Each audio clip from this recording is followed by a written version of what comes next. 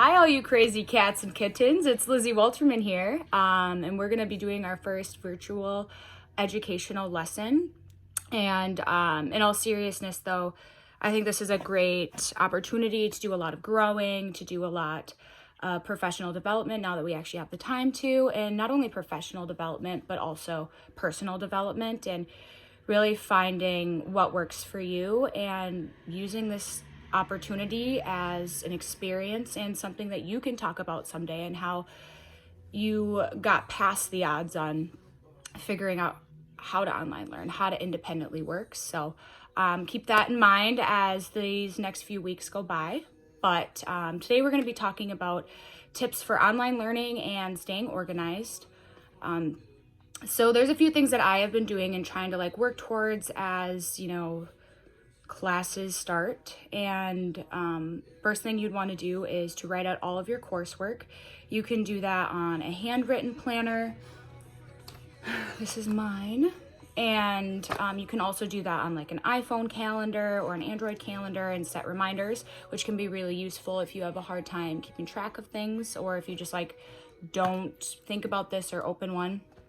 But you also have an email planned calendar, and then Gmail also has one too. So this can give you a broad idea of what's going to be due, how much time you're going to need to do it, because before the teachers kind of allocated that for you, where now you are going to have to be in charge of your own time management. So say you have a 100-point assignment that comes up at the end of the week, you're going to want to get that started at least by Wednesday, if not Monday. And then another way to stay organized with having everything written out is to color coordinate all of your classes. A lot of my classes some of them take a lot more time, and then other classes don't take as much time. So this can help me allocate the time that's needed and that is necessary. So what I do is I give each class a color, and then based off the color, I can decide and just see it visually. You can also do this with online e-calendars and whatnot. So that's great.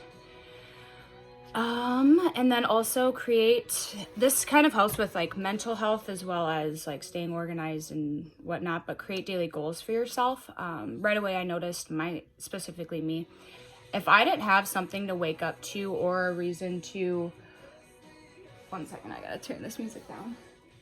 But if I didn't have a reason to get out of bed and do something, I noticed myself, I was just kind of sitting, watching Netflix all day, and my days just kind of went by. Where if you create daily goals for yourself, you're gonna get up and you're gonna achieve them and you're gonna do them and you're gonna be more likely to be productive.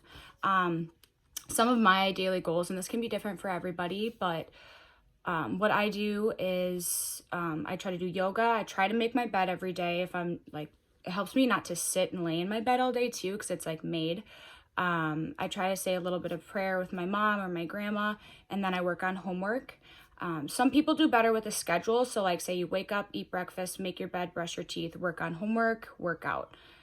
You can also mix it up. It's a little bit easier for me to mix it up based off of the importance of that activity. But yeah, just create the goals and the schedule. Something that's really nice for this is, I'm not sure how Androids work, but I'm sure there's an app that you can purchase. But iPhones have reminders, and it shows up as lists. And then you can also use this for your homework, but you can color code the list. So say maybe personal daily goals, and maybe set a time for that.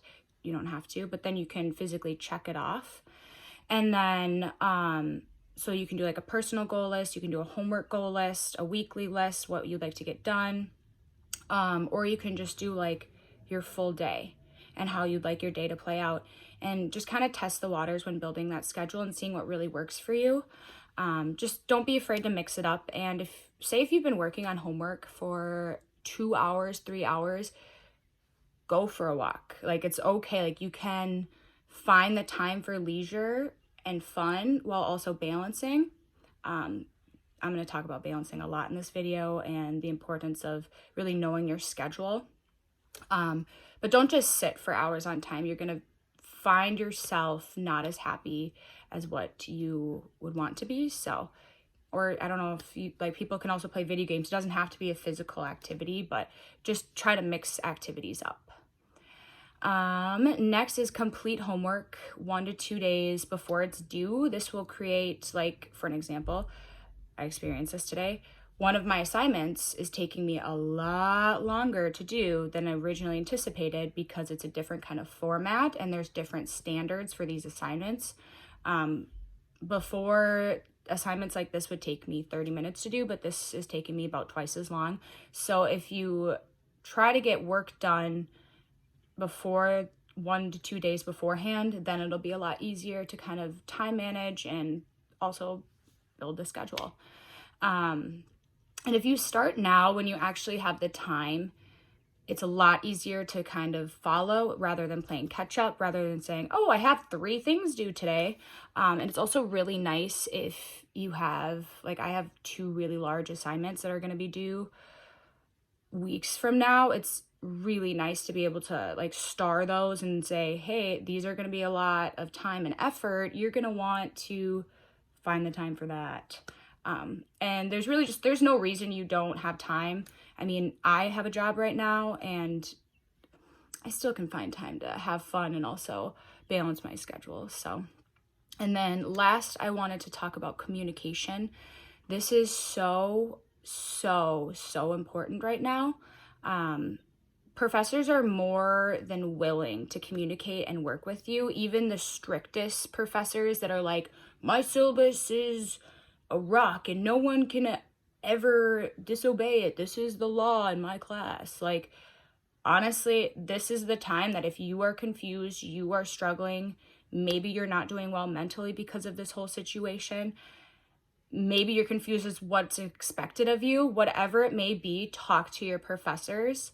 Along with that, communicate with your friends and communicate with your families, even if that is virtually, even if that's a Zoom call. Like, a lot of, like, my family members are doing, like, Zoom game night or just catching up and staying connected with people. It's really important. And I mean, as always, I'm always an open book and you can always feel free to talk to me about anything. But yeah, those are just kind of my tips that I have for you guys.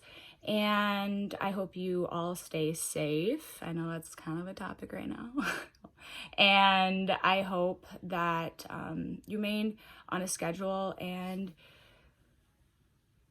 that the rest of your semester goes well.